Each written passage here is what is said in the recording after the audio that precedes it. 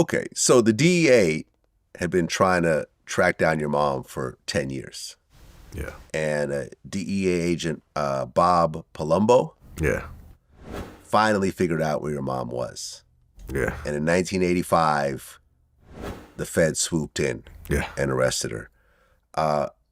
You said you walked into your house and the Feds were No, swarming. I was there. I was there when they all got incarcerated at different times. But at that time, to answer your question, it's a good question. Excuse me. I'm at home. And the night before, they felt it. The night before, the heat was on, and it turns out. So my mother we go to one of Ubita's house outside of Orange County to pick up a bag.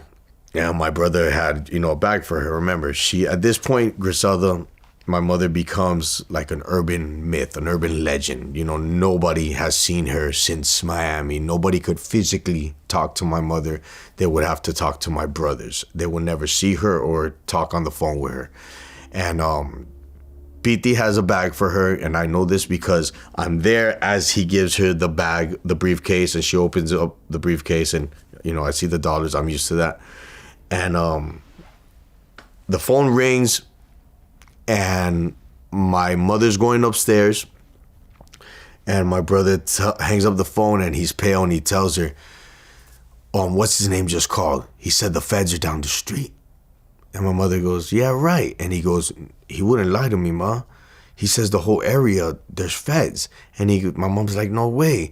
And then I remember my brother Dixon trying to take my attention away from that, because my mother's on the second floor looking at the living room with her money, and she's emotional. She's like, no, this can't be.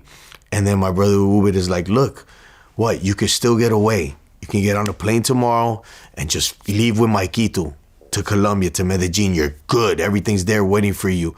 And she's like, I'm not heated up. Nobody even knows I'm here in California. She goes, you guys are heated up, and those motherfuckers are here for you. And then my brother tells her, look, it's real easy.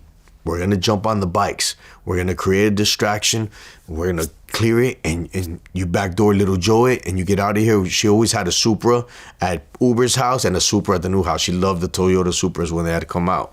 And they were all always a different shade of blue. I don't know why. It was a light blue, and then I remember my brothers jumping on their ninjas. Boom, boom, boom, boom, boom, boom.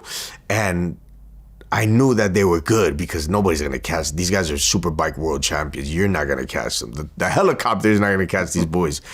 And I remember exiting and getting to our house, and her parking the Supra in the garage. And I remember like that clear and present sense of danger, like, what's going on? Not again. Wait, we're going to have to leave again. But before we left, the argument with my brother PT telling her, it's not for us, this is for you. There's no way. They know you're here, and you got to clear it in the morning on the private jet, and you'll be in Medellin within a couple hours, or Mexico. And my mother is straight up telling him, no, this is your fault. You guys are on fire, and I'm not going anywhere because of that little boy. That little boy has been traveling this freaking state, running from house to house for the last 6 years. He starts school in 1 week. So if it comes down to it, it is what it is. I'm not going to put him through it. Right, but the Feds actually do arrive. Yeah. And she gets arrested. Yeah, I wake the night we make it home. My brother's grandmother's there, and she sees my mother's emotional, and she sees like, damn, something's gonna happen. We fell asleep, and it's crazy because, I say we live in a matrix. Like, I remember being with my pet crocodile stuffed animal, and now my daughter has a stuffed animal like that. It's a crocodile, and every time I look at the crocodile, I have this vision like, oh my God, what a trip. And I remember me playing with the crocodile, my mother shoving my hair like that. It's time to go to sleep, baby. Everything's okay. And I'm like, Mommy, what's wrong with you? And she's like, nothing's wrong. We go to sleep in the AM. We shower together, and my brother's grandmother makes us food, and I tell her I want to go to the park. And my mother was so like emotionally distressed. Like, she knew. She was reading the Bible. And I headed to the little park down the street.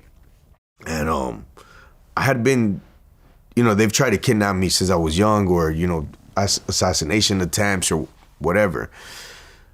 So I always knew that if you had 3 letters on your jacket, you were either a Fed or a killer, but you were going to come get me anyway. So I knew that either the Feds or the killers were our enemies, and I had to run from you.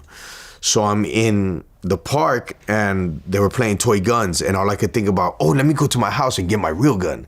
So these boys will respect me, and they'll see that And I see like a Nova park, beige, Nova car, back then, those type of cars.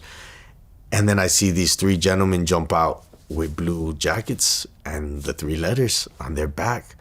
And they're like, come here. And I'm like, you're going to kidnap me. Or I don't know who you are, but I know I've been warned about you.